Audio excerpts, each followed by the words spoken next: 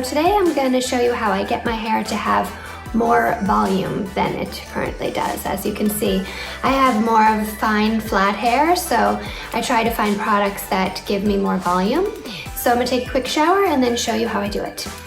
Okay, so I just shampooed and conditioned my hair and put a little makeup on, as you can see. And I am now going to put some of the Carb Infused Dream Cocktail into my hair. And this is what gives me the volume that I'm looking for. It actually has carbs in it that fatten up each strand of your hair. It's a 3D carb mesh that wraps around each strand, so that makes it fuller.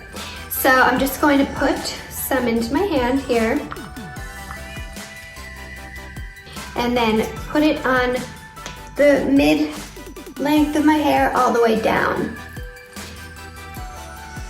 Put it through my hair and brush it through with it. Here we go.